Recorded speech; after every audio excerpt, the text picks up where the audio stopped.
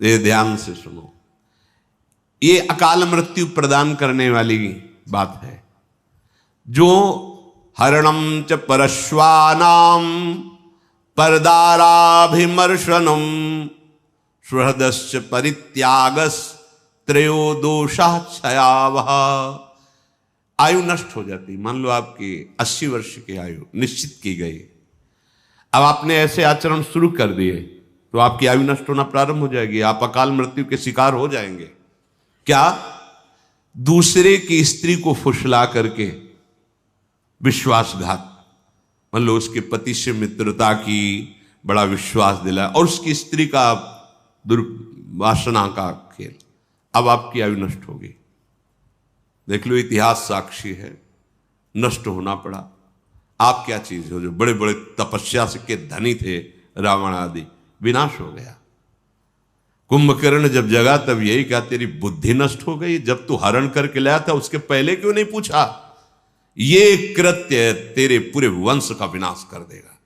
पर ठीक है, तूने मुझे जगाया है तो मैं देखूंगा, पर ये निश्चित बताता हूं, तूने अच्छा नहीं किया, तेरा सर्वनाश निश्चित है। कुंभकर्ण ने उपदेश किया था, रावण ने कहा तुम्हें इसलिए नहीं जगाया कि तुम्हें प्रवचन करो, युद्ध करो जाके। ये कार्य आपकी आयु का, श्री का नाश कर देगा, वैभव का नाश कर देगा। आपको अभी लगता है कि नहीं, कहाँ नाश हुआ, मनमानी कर, आने दो, बीज बो गया है, थोड़ा अंकुरित होने दो, फिर तुम्हें खुद पता चल जाएगा। सबसे प्रार्थना है, कानून कानून है, नहीं खुल रहा है तो तुम्हें लग रहा है कि कोई नहीं जा, जिस दिन उसका फल आएगा तो उस दिन हो सकता है आपने वो कार्य ना किया हो जिसमें फंस रहे हो, पर भरपूर दंड मिलेगा आपको, क्योंकि जो जाना नहीं है वही कर्म इस समय ना होने पर भी वो दंड आपको भोगना पड़ेगा। ये बहुत ध्यान से, इसलिए हम रुक के बोल रहे हैं। विदुर जी महाराज साक्षात त्रिभुवन के न्यायाधीश हैं। धर्म, पापियों के लिए यम और धर्मात्माओं के लिए धर्म, यही त्रिभुवन का न्याय करते हैं। ये न्याय विभाग है। जैसे धन विभाग कुबेर जी, जल विभाग वरुण देव जी, वायु विभाग अग्नि विभाग, ऐसे ही ये न्याय विभाग है हमारे त्रिभुवन का। उसके अधिपति हैं धर्मराज स्वयं। वो स्वयं विदुर जी के रूप में मांडव ऋषि के शाप से स्वयं पधारे हुए निर्णय कर रहे।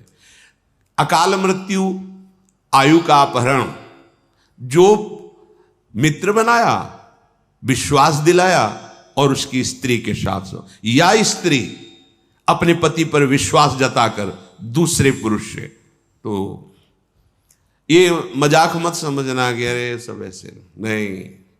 पति वंचक पर पति रति करई, रो रो नरक कल्प सत परई। बड़ा सावधानी का विषय है।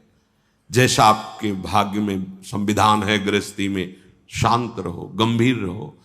ये कुछ नहीं है इधर उधर रूप रंग देखकर जो मनमानी आचरण, ये तुम्हारी आयु को, तुम्हारी श्री को नष्ट कर देंगे। दूसरे को विश्वास दिलाकर उसके धन का अपहरण कर लेना, विष दे देना, मार दिया, धन ले लिया, छीन लिया आदि। और संत जनों की अवहेलना करना, जो सुहृदस्य आपको अपने परिवार जैसा दुलार करते हैं, आपको अपनी आत्मा जैसा दुलार करते हैं, वो आपको जो उपदेश कर रहे हैं, आपको जो शासन कर रहे हैं, वो आपके मंगल के लिए, आप उनकी आज्ञा को उल्लंघन, अपमान, अवहेलना, आपकी आयु श्री सब नष्ट हो जाएगी। साधु अवज्ञा तुरत भवानी, कर कल्याण अखिल के हानि। जो इन दोषों से युक्त होता है, अतिमानोति वादश्च तथा त्यागो नराधिपो, क्रोधश्चात्म विधित्सा च मित्र द्रोहश्च तानिषत्, एत एवाशयस्तीक्ष्णा कृंत्या युंश देहिनाम, एतानि मानवान घृणंती न मृत्युर्भद्र मस्तुते। जो हर समय अभिमान में भरा हुआ चेष्टा करता रहता है, उसकी आयु नष्ट हो जाती है, अकाल मृत्यु को प्राप्त होता है। बहुत सावधानी की जरूरत है। हर समय जो अभिमान में भरा हुआ है और हर समय कटु वचन बोलता हुआ अधिक बोलता ही रहता है, जिसमें विषयों के त्याग का बिल्कुल अभाव है, मतलब घोर विषयी है, और जो क्रोध करके ही व्यवहार करता है, जरा सी बात हुई। जो केवल अपनी जवान, अपनी जनेंद्री पेट के पालने में ही चिंतित है, कैसे भोग भोगूं, कैसे पाऊं, चाहे वो मांस खाना पड़े, चाहे वो कुछ भी, कैसा भी। और जो प्रिय शिक्षा देने वाले मित्रों से द्रोह करता है, तीखी तलवार जैसे अंगों को काट देती है, ऐसे ये आचरण उसकी आयु को छीण कर देते हैं और वो मृत्यु को प्राप्त हो जाता है, अकाल मृत्यु को प्राप्त हो जाता है।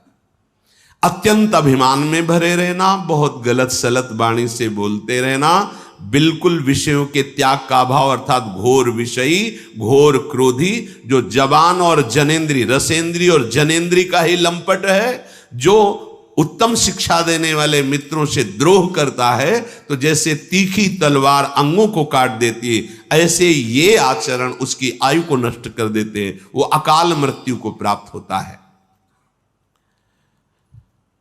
जो अपने ऊपर विश्वास जता करके,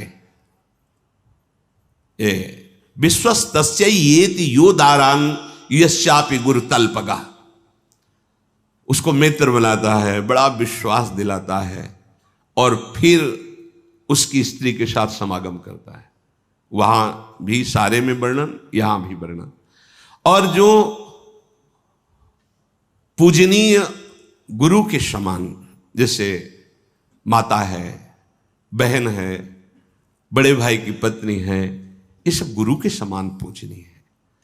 जो इनके साथ गलत कार्य करता है, इनकी आयु नष्ट हो जाती है, इनका बुद्धि नष्ट हो जाती है, इनका श्री वैभव नष्ट हो जाता है।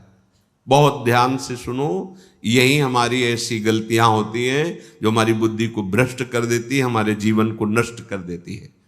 पहला, किसी से भी मित्रता करके ऐसी भावना मत करो कि उसके घर में जाकर विश्वासघात करो उनकी पत्नी के साथ, ऐसा।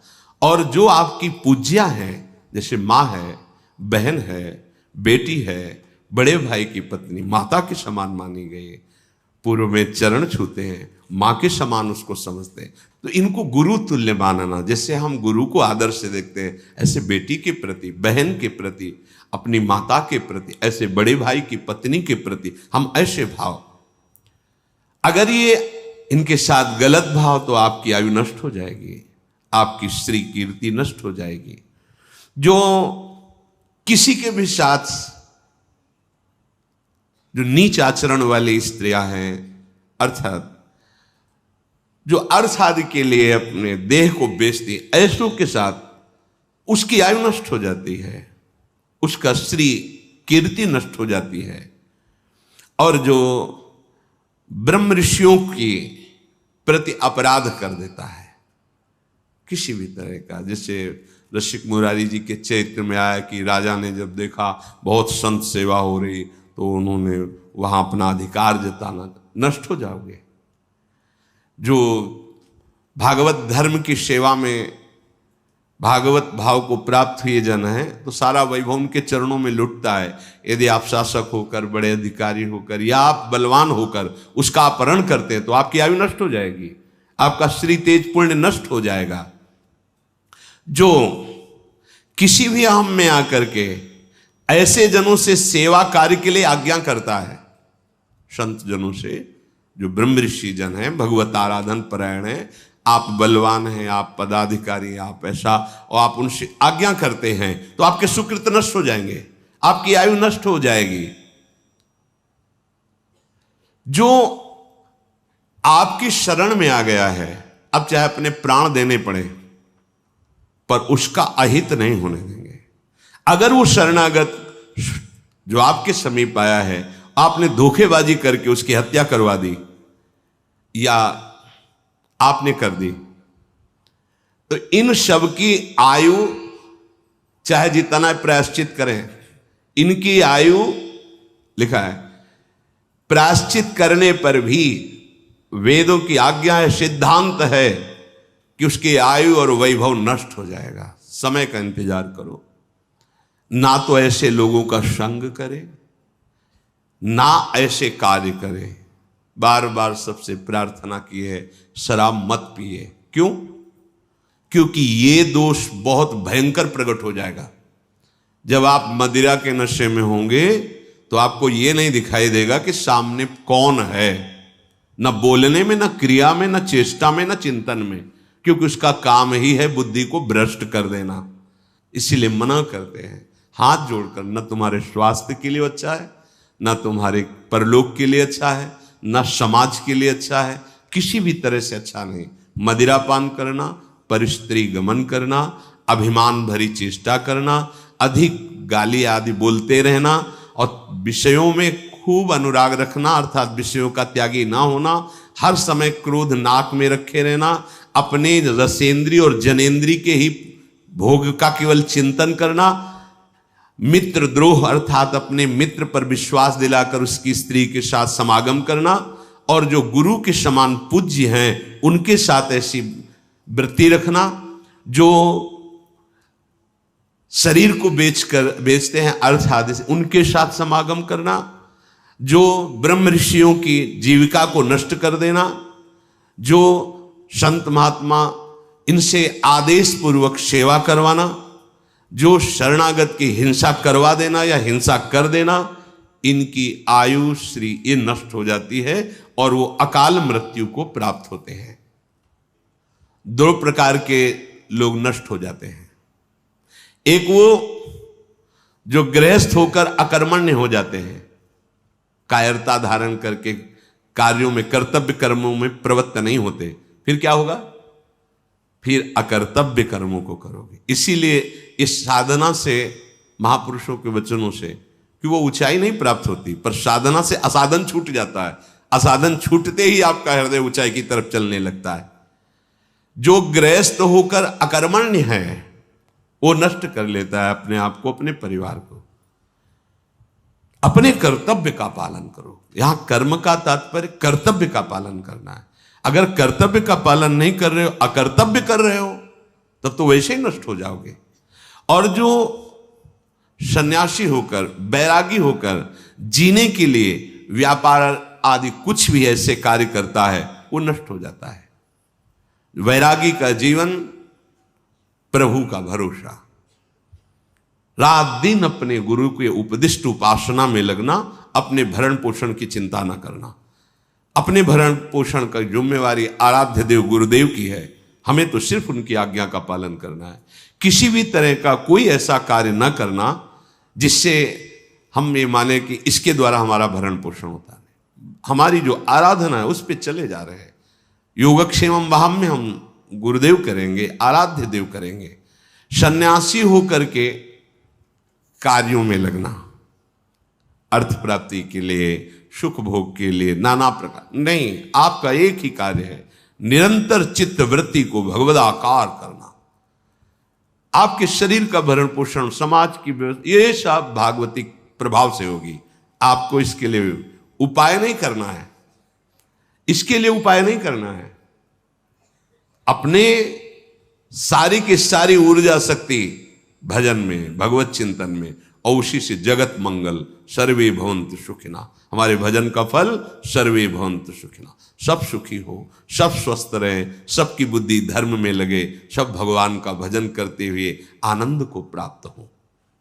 हमारा उपाय केवल परमार्थ की वृत्ति, निरंतर भजन, निरंतर उपासना में लगे रहना। अन्य कोई ऐसे नौकरी व्यापार आदि ऐसा नहीं कि आप वैरागी वेश धारण किए हुए हैं और आप धनोपार्जन के लिए किन्हीं क्रियाओं में लगे हैं। नहीं नहीं, ऐसा नहीं, मर्यादा है। आप गृहस्थ हैं तो आप ऐसा, इसीलिए अगस्त्य जी ने इंद्रद्युम्न राजा को शाप दिया था, तुम राजपद कर्तव्य कर्म का त्याग करके किस ऋषि से आज्ञा ली, किस ऋषि से विरक्त भाव लिया, आप कैसे बैठे हो? तभी कहा जा हाथी हो जा, शाप दिया था। गृहस्थ होकर के अपनी मर्यादा से चलो, प्रभु का भजन करना, सेवा करना, नाम स्मरण करते हुए कर्तव्य कर्मों को करना। रात दिन मेहनत करो, कर्तव्य कर्म करो, समाज को सुख पहुंचाओ, परिवार को सुख पहुंचाओ, वो सब प्रभु को समर्पित कर दो, वही भगवत प्राप्ति करा देगा। गृहस्थ होकर अकर्मण्य होना और सन्यासी होकर के, विरक्त होकर के अपने भरण पोषण के लिए कुछ करना, कर्मण्यता ये नहीं। वैरागी तो निरंतर चेतना जागृत से लेकर मृत्यु तक हमारा एक ही उद्देश्य है, तपस्या, भजन, शांति, सारे जगत का मंगल। ये हमारी सेवा, ये हमारी सेवा है। इसके लिए नहीं कोई बड़े परोपकार, ये परोपकार नहीं, ये हमारी सेवा है, हमारे मालिक का आदेश है। खूब भजन करो, संयम से रहो और सबका मंगल, सब जगत का सुख का हेतु बनो। विदुर जी कह रहे हैं, जो कठोर बोलता है, दुष्ट पुरुषों का आदर करता है, वो पतित हो जाता है। जो कभी कठोर नहीं बोलता, दुष्टों का संग नहीं करता, वो इस लोक में भी और परलोक में भी आदर पाता है। जो शक्तिशाली होने पर क्षमा करता है और बहुत धन ना होने पर भी दान करता है, दूसरों की सेवा में लगाता है, देवता लोग इंतजार करते हैं कि वो कब आएगा हमारे स्वर्गलोक में। न्यायपूर्वक उपार्जित किए हुए धन के दो दुरुपयोग हैं। अपात्र को दे देना, धन बहुत सोच समझ के देना चाहिए। भोजन और पानी किसी को भी दे सकते हो, प्राण पोषण करने वाले अंदर भगवान बैठे, लो खाओ, भोजन पालो, कोई भी आए दे दो। धन देने के लिए विवेक की आवश्यकता है। अपात्र को दिया हुआ धन आपकी दुर्गति करवा सकता है। वो आपके धन से मदिरा पान करे, जुआ खेले, वैश्यागमन करे, तो आपने पात्रता देख के नहीं दी ना, तो फिर वो आप हुए ना उसके बढ़ावा देने वाले। इसलिए दान शब्द जो है इसमें कह रहे, न्यायागतस्य द्रव्यस्य बोधव्यो द्वावतिक्रमौ अपात्रे प्रतिपतिश्च पात्रे चा प्रतिपादनम। जब आपको पात्र मिला तो दिया नहीं, और अपात्र को धन दे दिया, तो ये धन आपका व्यर्थ गया, आपको पतित करा देगा। इसीलिए धन देने के लिए बहुत पात्रता का निर्णय करें। हाँ, जहां आपको दिखाई दे रहा सत्य है, धर्म है, भगवत सेवा है, जगत मंगल है, वो ठीक है। अब वो आदमी आपसे पैसा लिया, फिर शराब पिया या गंदे आचरण किए, बहुत धन देने में सावधान।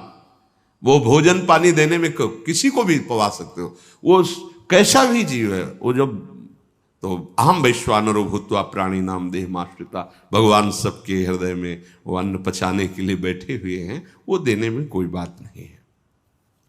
श्री विदुर जी महाराज कह रहे हैं, पंचेन्द्रियस्य मर्तस्य छिद्रम चेदेक मिंद्रियम ततोष्य स्रवति प्रज्ञा धृते पात्रादिवोदकम। महाराज, जो अपनी 5 ज्ञानेंद्रियों को वश में नहीं रखता, तो एक भी इंद्री को यदि छूट दी, तो जैसे पहले पानी पुराने समय में रखा जाता था, मशक उसे कहते थे, बड़ा सा, उसमें एक छेद हो जाए तो फिर बूंद पानी नहीं रह जाएगा, सब निकल जाएगा। ऐसे ही तुम्हारा पुण्य, तुम्हारी बुद्धि की पवित्रता, एक इंद्रिय यदि बिगड़ जाए तो नष्ट कर देगी। इसलिए सावधान होकर 5 इंद्रियों को भगवत चरणारविंद में लगाना चाहिए। भगवत मार्ग है, लोक में धन और उन्नति चाहते हो, परलोक में भगवत प्राप्ति चाहते हो, तो ये सुधारो करे। षड दोषा पुरुषेणेह हातव्याभूतिमिच्छता निद्रा तंद्रा भयम क्रोधम आलस्यम दीर्घसूत्रता। सबसे पहले नींद की बात कही गई भगवत प्राप्ति के मार्ग में, और इस लोक में भी ऐश्वर्य वैभव और सुखपूर्वक जीवे। इसकी एक सीमा बनाओ नींद की। कोई तो ऐसे महापुरुष हैं कि मतलब भोजन पाके सोते ही रहना, मनो समाधि में ही रहते। क्यों जीवन व्यर्थ करते हो? केवल जो नींद ली जाती हो अपनी इंद्रियों को नवीन चेतना देने के लिए। ये कोई सुख नहीं है कि आप 8 घंटे 20 घंटे 10 घंटे पढ़े। ये जीवन पढ़ने के लिए मिला है। अरे खूब नाम जप करो, अच्छे कार्य करो, समाज सेवा, देश से, इसके लिए शरीर मिला है। ये छूट जाएगा इसको। ये जो ऐसे दुलार करके शरीर को रख रहे हो आप, इसकी गति क्या होगी जानते हो? सड़ जाएगा, जला दिया जाएगा। काम निकाल लो, काम। ऐसे शरीर को प्रयोग करो जैसे कंजूस आदमी किसी नौकर को लावे, वो 8 घंटा के बाद उसको 500 रुपया देने हैं, तो कोशिश करेगा कि 10 घंटा ले, इससे और काम ले ले। ऐसा प्रयोग करो इस शरीर से, कम इसको नींद दो, जितने से आपकी इंद्रियां चेष्टा युक्त रहे, प्रमाद ना आवे। शास्त्रों में संतों ने अनुभव किया, जो अधिक श्रम करते हैं 6 से 7 घंटे बस, अधिक श्रम वालों। साधकों के लिए तो 5 घंटे बहुत पर्याप्त है, और उत्तम साधकों के लिए 3 घंटे। और जब भजन में वृत्ति तदाकार होने लगती तो तमोगुण का नाश हो जाता है, फिर तो उठते बैठते चलते फिरते इंद्रियां कभी श्रमित होती ही नहीं, क्योंकि कबीर कहे हम राय ठिकाना, ठाड़े बैठे परे उताना। कबीर कहे हम राय ठिकाना, परम विश्राम इंद्रियों को भगवान के चिंतन में मिलता रहता है।